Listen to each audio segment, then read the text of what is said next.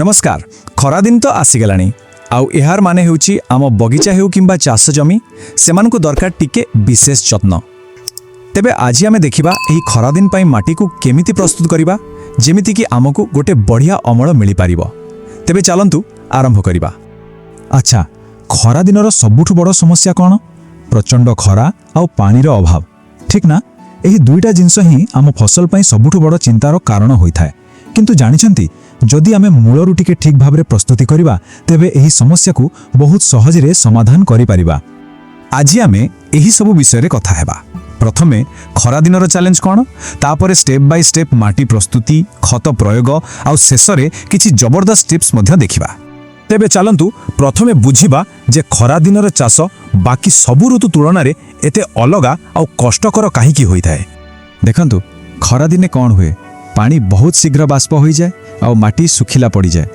एमिति कि बेले बेले गछर चेर पोड़ी जबार भी भय थाए।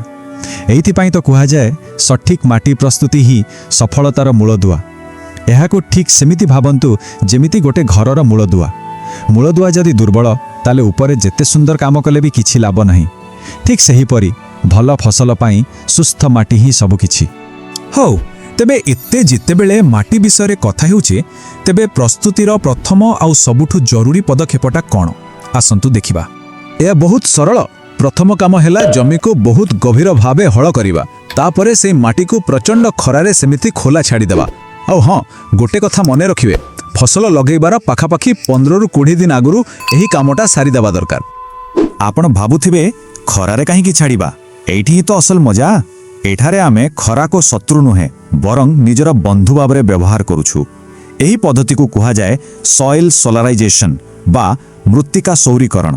एहा द्वारा हुए कौन, सूर्यंक प्रचंड तापरे माटी भितरे लुचि रहिथिबा सबु क्षतिकारक पोको, जीवाणु, फिंपी एमिति कि सेमानंकर अंडा भी नष्ट हो जाए। माने गोटे प्रकार प्राकृतिक विशोधन। ठीक अछि, तेबे आम माटी तो प्राकृतिक भावे विशोधन होई गला। एबे पाली आसिला ताकू खाइबाकू देबार, माने माटी रे पोषक तत्व मिसाइबार। चलंतु देखिबा। हाँ, तेबे माटी को शक्तिशाली करिबा पई आम पाखरे मुख्यतः दुईटा रास्ता अछि। गोटे हेला जैविक आउ गोटे हेला रासायनिक। किंतु कोटा भलो, कोटा केमिति काम करे, आसंतु ए विषय टिके जानि नेबा। देखंतु जैविक पद्धति रे कोन हुए, आमे माटीर स्वास्थ्य को लंबा समय पई भलो रखिबा उपरे ध्यान देउ, जेमति कि गोबर खत, निंब पीडिया ए सब व्यवहार करी। किंतु रासायनिक पद्धति रे आमे फसल को तुरंत आउ निर्दिष्ट पोषक तत्व देबा पई डीएपी, पोटास भली सार व्यवहार करू। जदि आपण जैविक रास्ता बाछुचंती तेबे एटा को गोटे रेसिपी भली मने रखंतु। गोटे एकर पई पाखापाखी 4 रु 5 ट्रली भलो भाबरे सड़ीथिबा गोबर खत दरकार, जहा माटी रे पानी धरी रखिबारे सहाय्य करे।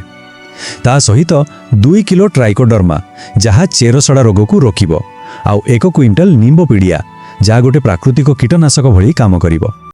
आउ जदि आमे रासायनिक पद्धति कथा कहिबा, एठी भी प्रत्येक सारर गोटे निर्दिष्ट काम अछि। एकर पिछा 50 किलो डीएपी, 100 किलो एसएसपी। ए एसएसपी माटी को टिके हालुका बा फुलफुलिया करे, जहा फलरे चेर भलो भावे बढ़ी पारे। ता सहित 30 किलो पोटास जहा गछ को खरा सहिबार शक्ति दिए। आउ हाँ, जदि दरकार पड़े तेबे माटी विशोधन पई क्लोरोपाइरिफस डस्ट किंबा ब्लीचिंग पाउडर भी व्यवहार करा जाई पारे। हो, माटी को तो आमे खाद्य देई देले। एबे आसंतु गोटे बहुत भलो रोपण कौशल विषय रे जानिबा, जहा कि खास करी खरा दिन पई बहुत लाभदायक। साधारणतः आमे समतल जमी रे चाष करू, किंतु खरा दिन पई उठा बेड बा रेज्ड बेड तैयारी करिबा बहुत भलो। एहा द्वारा हुए कौन, माटी ढिला रुहे, गछर चेर बढ़िबा को भलो जागा मिले, आ सबुठु बड़ कथा हैला पानी देबा बहुत सहज हुए और पानीर अपचय भी कम हुए। खरा दिन पई एहा एकदम वरदान। आउ एहा को तैयारी करिबा भी बहुत सहज। देखंतु प्रथमे 2 रु 3 फुट चौड़ार गोटे बेड पई जागा चिन्हट करंतु। तापरे आमे प्रस्तुत करिथिबा माटी को सेठारे गदा करी 6 रु 12 इंच पर्यंत उच्च करंतु। आउ शेषरे बेड्र उपर भाग को भल भावे समतल कर दियंतु। बस होई गला। ए पर्यंत आमे जहा विषय कथा हेले सेगुड़िक प्राय समस्तंक पई थिला, किंतु एबे आमे बड़ बड़ चासी मानंक पई आउ घरे छोट बगीचा करुथुबा लोकंक पई किछि अलग अलग टिप्स देखिबा। देखंतु जो माने व्यावसायिक भावे चाष करूछंती से माने मल्चिंग पेपर व्यवहार करि पारिबे। एहा द्वारा माटीरू पानी शीघ्र उड़ी जाएनी आउ अनाबना घास भी हुएनी। ता सहित ड्रिप इरिगेशन लगेइले तो पाखापाखि 50% पानी बंची जाए।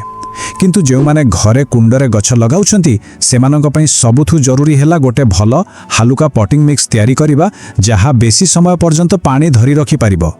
तेबे घरे कुंड पई सबुठु भल मिश्रण कोन? एही फॉर्मूलाटा मन रखि दियंतु 50-30-20 माने 50% साधा माटी, 30% कंपोस्ट किंबा जिया खत और 20% कोकोपीट। बस एही मिश्रण खरा दिन पई आपनको कुंड को एकदम प्रस्तुत करि देबो। एबे आपण भाबुथिबे ए कोकोपीट कोन? एइटा होची नडिया कतारु तयारी गुंड। एहार सबुठु बड़ गुण हैला एहा निज ओजन ठारू बहुत अधिक पानी धरी रखि पारे, ठीक गोटे स्पंज भली। तेणु एहाको माटीरे मिसाइले कुंड बहुत शीघ्र सुखी जाएनी। एहाको खरादिनिया कुंड चाषर गुप्त अस्त्र बोली कहले भी भूल हेबनी। अच्छा, आमे माटी प्रस्तुत करिदेले, गछ भी लगेदेले। एबे आसिला सबुठु शेष किंतु सबुठु गुरुत्वपूर्ण कथा, जाहाकू आमे अमल मंत्र बोली कहि परिबा। खरादिने पानी देबार एही 3टी सुवर्ण नियम को सबुबेले मने रखिबे। प्रथमतः पानी केवल सकाळु किंबा संध्या बेले ही दियंतु। द्वितीय मध्याह्नर प्रचंड खरारे भूलरे भी पानी दियंतु नहीं, कारण सेतेबेले पानी गरम होई चेर को नष्ट करि देई पारे। आ तृतीय पानी देबा आगरु थरे माटी को आंगुठीरे देखि नियंतु जे ताहा सुखिला अछि ना ओदा। बेसी पानी देले चेर पचि जिबार भय थाए। एही छोट छोट कथा ही आपणक परिश्रम को सफल करिवो। तेणु शेषरे कथा एतिकी, माटी प्रस्तुति भल तो अमल भल। एहा ही आमर आजिर आलोचनार मूल मंत्र। जदि आपणक माटीर मूलदुआ मजबूत तेबे एही प्रचंड खरारे भी आपणक फसल हसी उठिबो आ आपणक गोटे बढ़िया अमल मिलिबा एकदम निश्चित। तेबे एबे तो आपणक माटी प्रस्तुत। आपण एथर खरा दिने कोन लगेबाकू योजना करूछंती? आशा करूछु आजिर एही टिप्स आपणक कामरे निश्चय आसीबो आ आपणक एक भल अमल देबारे सहाय्य करिवो। आपणकू बहुत बहुत शुभकामना।